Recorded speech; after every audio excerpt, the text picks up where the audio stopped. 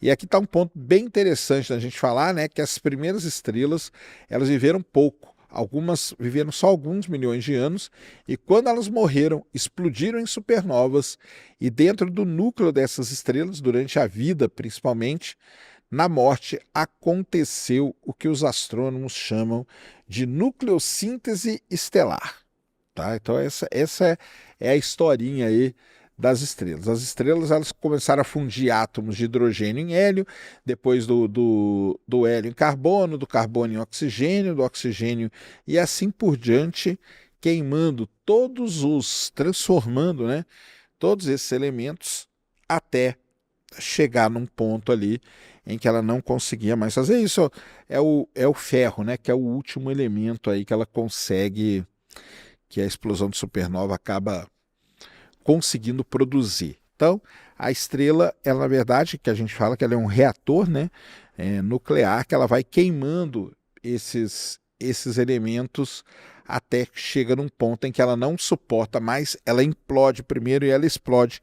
E quando ela explode, todos esses elementos que ela criou foram jogados, é, foram jogados no universo. Então, é isso que acontece com tudo aí, né? Por isso que a gente fala, né? Que você faz um furinho no dedo e sai aquela gotinha de sangue vermelha, o vermelho que está ali é o ferro. E esse ferro veio da onde? Veio de uma explosão de supernova. O cálcio que está no seu osso também veio de uma explosão de supernova. E aí é a parte mais interessante de tudo isso, né? O anel, o ouro, né? Aí o pessoal pode perguntar assim: e os elementos muito mais pesados, como o ouro, por exemplo. O ouro tem uma história muito legal. A supernova, ela produz só até o ferro, mas a gente tem elementos mais pesados que o ferro, eles surgem de onde? Então o ouro, por exemplo, ele vem da colisão de duas estrelas de nêutrons. Estrelas de nêutrons são objetos também extremamente densos, massivos, e quando uma estrela de nêutrons colide com a outra, a explosão é tão violenta que ela gera elementos pesados como ouro, platina e tudo mais.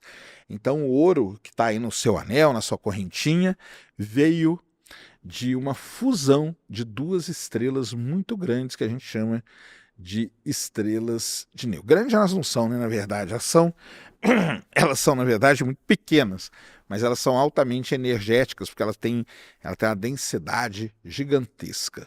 Tá? Lembrando que densidade é uma divisão entre massa e volume. Essa que é a definição de, de densidade. Então, tudo isso aí forjado dentro das estrelas que explodiram há bilhões e bilhões de anos antes do Sol mesmo nascer. O universo ele passa os primeiros 9 bilhões de anos, né, criando em estrelas todos os ingredientes químicos necessários para formar depois planetas rochosos e posteriormente a vida. Mas antes da gente chegar no nosso planeta e na vida, temos que falar um pouquinho aí sobre o nascimento, né, do nosso sistema solar, algo que aconteceu aí há cerca de 4,6 bilhões de anos atrás. Tá? Então vamos para um pedaço pequeno, né, de espaço num braço periférico da Via Láctea. Cerca de 4,6 bilhões de anos atrás, nessa região da galáxia, existia uma nuvem gigantesca de gás e poeira, talvez disparada pelo eco de uma supernova próxima. Essa nuvem começa então a colapsar pela própria gravidade. A nuvem girava devagar e conforme ela vai colapsando, ela gira mais e mais rápido. O mesmo princípio do patinador no gelo, né? Quando ele junta os braços, quando ele abre os braços, ele consegue alterar ali a sua velocidade. O centro da nuvem foi ficando cada vez mais denso e mais quente, até que a temperatura passou de 10 milhões de graus Celsius e começou então o processo de fusão nuclear. Fusão nuclear, então foi aí neste instante em que o Sol nasceu. Vale ressaltar uma coisa aqui também muito interessante. A principal característica de uma estrela, qual é? É ter o processo de fusão nuclear ativo no seu interior. Isso que é a coisa mais importante, isso que marca o que é uma estrela, beleza? Em volta do nosso Sol recém-nascido, o material que sobrou formou um disco achatado em rotação. Esse é o que a gente chama de disco protoplanetário. Tem uma outra coisa interessante de falar, né? Que o Sol não nasceu sozinho, tá? O Sol nasceu cercado de irmãs gêmeas por aí. E um dos trabalhos mais interessantes que a gente tem na astronomia é de ir atrás das gêmeas solares. É muito difícil acontecer, mas tem gente que é especialista nisso. Por quê? Porque se o Sol teve vários planetas, entre eles a Terra, que tem vida, qual a ideia dos astrônomos? É o seguinte: se a gente achar um irmão gêmeo do Sol, uma irmã gêmea do Sol, uma estrela que é irmã gêmea, pode ser que ela tenha passado pelos mesmos processos e ter planetas também, tá? Muito bem. Lá no disco protoplanetário, o que começa a acontecer? Pedaços de poeira começam a se aglutinar, um grudar no outro, tá? Primeiro vai virando um pó ali, depois vai ficando maior, vai crescendo. Essas pedrinhas vão cada vez, né, essas rochinhas ali que estão ali nesse sistema solar primordial, elas vão se chocando e depois, né, vão ficando cada vez maiores até que chegam a um tamanho específico que a gente chama de planetesimal, que são corpos aí que a gente pegasse uma escala para ter ideia, seria um objeto já do tamanho de Plutão. Esses planetesimais continuam toda essa mesma saga. Eles vão colidindo, eles vão se fundindo, eles vão se grudando, eles vão crescendo, até chegar a um tamanho aí, né, razoável para virar um planeta. O planeta é um momento onde as coisas se equilibram e aí você não precisa mais desse desequilíbrio aí causado. Há 4,54 bilhões de anos atrás, tá? Desse monte de colisão aí, dezenas de protoplanetas começam a se formar no sistema solar. Um deles está na terceira posição a partir do Sol e ele se chama prototerra. É isso mesmo, a Terra também já passou por ser um protoplaneta, prototerra. Ela completamente diferente, né, da Terra atual. Na verdade, nada mais era do que um grandíssimo oceano de magma que existia. A superfície estava começando a se formar ali porque a rocha começava a derreter, começava a solidificar, tá? Mas não tinha continente, não tinha água líquida, não tinha nada disso, não tinha nem atmosfera direito para a gente respirar. Tinha um céu vermelho alaranjado, né, por conta da poeira toda que tinha aí, e era um verdadeiro inferno.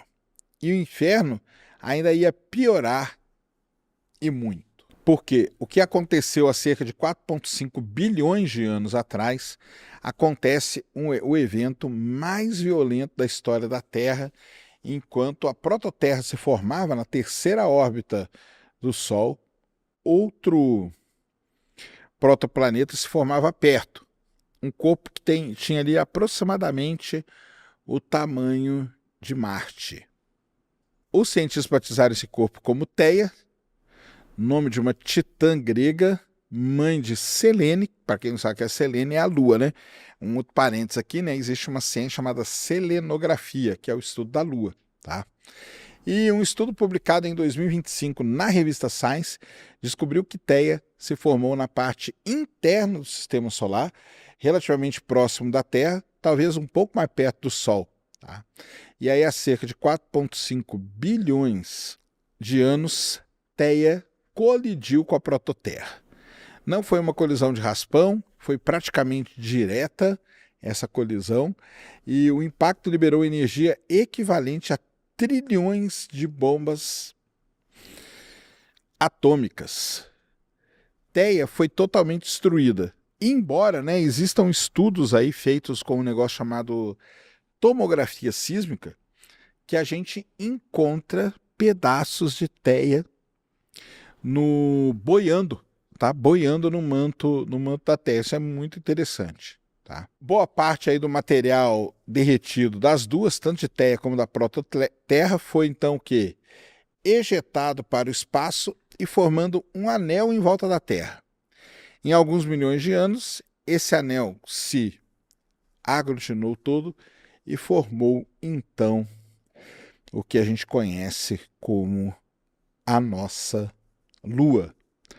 Por isso que a Lua tem uma composição química que é quase idêntica à da Terra. Isso é uma das coisas, né, que levou os cientistas a terem uma ideia de como foi formada. A história da formação da Lua, ninguém até hoje bateu o martelo não, tá? Porque até essa ideia da colisão, ela tem seus problemas. Existem várias outras ideias que foram caindo por terra recentemente, mas essa última aí está persistindo, tá?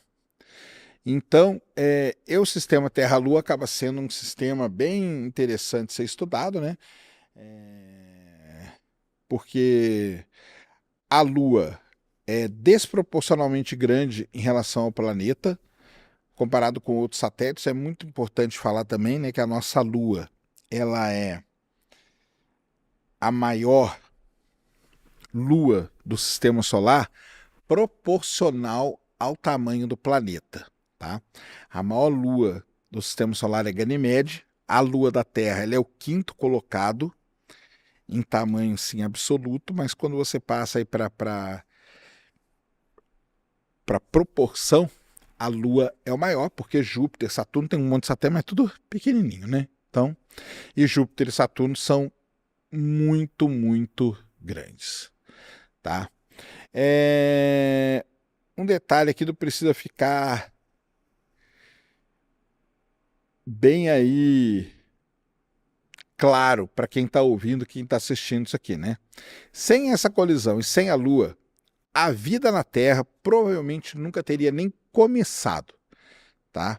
E o porquê disso? Porque tem várias coisas que a nossa Lua, ela é importante, e essa Lua ser desse tamanho é mais importante ainda. A Lua estabiliza o eixo de rotação da Terra, então sem ela, a inclinação do eixo seria totalmente caótica e o clima então seria selvagem demais, tá? A Lua causa as marés também, que foram fundamentais para a transição da vida do mar para o oceano. E o dia da Terra, né, logo depois do impacto, ele durava cerca de 5 horas. E a Lua, então, a interação entre a Lua e a Terra atuou como se fosse um freio, tá, gravitacional, que vem retardando a rotação da Terra ao longo de bilhões de anos. Hoje o dia tem 24 horas. Por quê? Porque a Lua está ali, tá? Theia morreu, mas só de um certo sentido, porque a sua beleza ainda está, né? Ainda está por aqui, beleza? E a parte dela a gente vê todo dia aí de noite no céu, né? Que é a Lua. Então isso é muito legal. A história da formação da Lua é essa. Agora, um ponto aqui importante para deixar claro, né? Foi assim que formou? A gente não sabe, tá?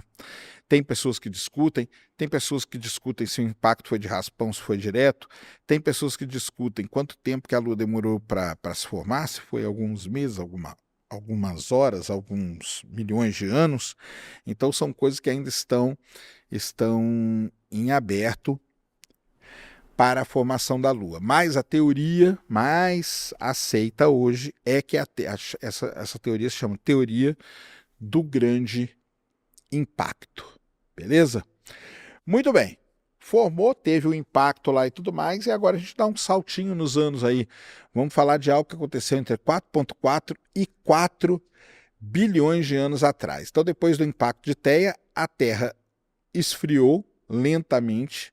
Ela demorou muito, muito tempo para ela ir esfriando e chegar numa configuração assim, basicamente como a gente tem ideia, tá? Há 4,4 bilhões de anos atrás, a superfície da Terra, então, chegou a uma temperatura suficiente para que a primeira crosta sólida começasse a se formar, tá? E ali no ano de 2001, geólogos encontraram um cristal microscópico do zircônio, lá na Austrália Ocidental, datado de 4,4 bilhões de anos. É o pedacinho mais antigo da Terra que existe na nossa mão. Aliás, o zircônio, né, ele é um marcador muito importante que a gente usa. Uma outra coisa muito interessante, né? Até aí, né? Então estava lá formado esse supercontinente, como o pessoal costuma falar, mas tinha um outro problema, né? Que era a atmosfera. Então a atmosfera da Terra era uma atmosfera primitiva, ela não tinha nada de oxigênio. Era CO2, metano, amônia e vapor d'água, tá? E hidrogênio. Quem respirasse essa verdadeira, né? Essa atmosfera aí, morreria, tá? Em segundos. Outra coisa que é muito interessante a gente falar nessa história toda do planeta Terra é o seguinte: a gente tem pistas de que a origem da Terra aconteceu dessa maneira mesmo. Obviamente que quando a gente fala de ciência, pessoal, ninguém pode bater o martelo em nada, tá? Mas tem uma outra coisa que é muito mais complexa e é talvez fundamental para a vida existir, que é a água. E aí, como que a água veio parar aqui na Terra? Isso é uma das outras perguntas também que boa parte dos astrônomos estão neste momento correndo atrás, tá? Então, parte da água da Terra veio de meteoritos, então isso é uma coisa muito importante. Outra parte foi trazida por cometas e asteroides ricos, né, em gelo e tudo mais. Isso aí também a gente tem mais ou menos uma ideia. Esse período do bombardeamento tardio ele acontece entre 4,1 e 3,8 bilhões de anos atrás. Asteroides gigantescos eles choviam sobre a Terra. As crateras na Lua que a gente vê hoje foram formadas por boa parte desses objetos, tá? São marcas desse mesmo bombardeio. A Terra também sofreu, mas a tectônica de placas e a erosão apagaram quase todas as cicatrizes. Muita gente fala assim, caramba, na Terra a gente quase não tem cratera, né? E a Lua a gente está cheio de cratera. Qual que é a diferença fundamental nisso? A Lua é um objeto que está morto do ponto de vista geológico. Então ela não tem um núcleo, ela não tem placas tectônicas se movendo, nem nada disso. A Terra não. A Terra, enquanto a gente está no meio do Oceano Atlântico formando mais crosta, na costa do Chile, uma placa está entrando embaixo da outra. E isso faz com que de tempos em tempos a superfície da Terra seja toda renovada, ou seja, se teve um impacto ali, ele já foi embora. A gente não tem nem ideia desses impactos. A gente só, né, modela isso e tem essa noção do que aconteceu. E aí, por isso, como o terreno vai se renovando, essa palavrinha em inglês chama-se resurfacing. É super importante esse processo nos planetas. Aliás, é um processo super importante até para a vida existir, mas nesse processo de resurfacing vai apagando todas essas marcas, tá? Em algum momento, com a Terra esfriando, o vapor d'água na atmosfera começou a se condensar.